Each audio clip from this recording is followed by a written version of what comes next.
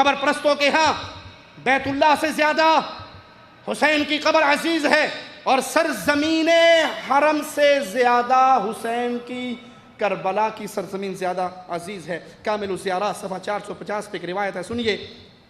عن ابی عبداللہ علیہ السلام قال ان ارض الكعبة قالت من مثلی وقد بنی بیت اللہ علی ظہری ویأتینی الناس من کل فج عمیق وجعلت حرم اللہ وامنہ۔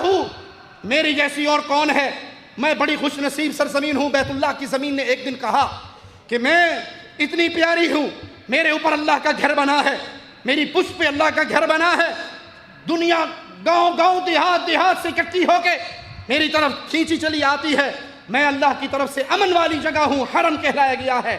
اتنا سننا تھا۔ فأوحى اللہ الیہا، تو اللہ نے وحی کی۔ یہ وحی قرآن میں موجود، یہ وحی قرآن میں موجود، یہ وحی صحیح حدیث میں موجود۔ یہ پتہ کون سی وحی ہے؟ وہ جو ذاکر کہتے ہوتے آواز پہ آندی ہے، وہ آواز پیچھوں شیطان دین ڈے آندہ ہے، پردے دے پیچھے کھڑا ہے، اس مدے وحی آن ڈی ہے، وہ وحی نہیں ہوندی، وہ شیطان بولن ڈے آندہ ہے۔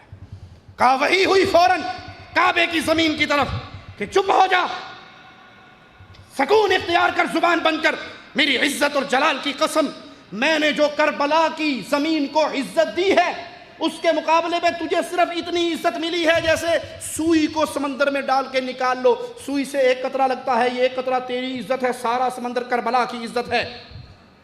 اور خاموش ہو اور سن، اگر کربلا کی مٹی نہ ہوتی تجھے فضیلت نہ بخشتا، اگر کربلا کو پیدا نہ کرتا تجھے پیدا نہ کرتا، وہ گھر پیدا نہ کرتا جس پہ تو فخر کر رہی ہے، اسی فضیلت پہ راضی ہو جا جو تجھے ملی ہے اور سکون کر، تواضع اختیار کر، ذلیل اور رسوا ہو کر کربلا کی سرزمین کے سامنے سر جھکا، وگرنہ میں تجھ پہ ناراض ہو کر تجھے جہنم کی آگ میں جلا دوں گا۔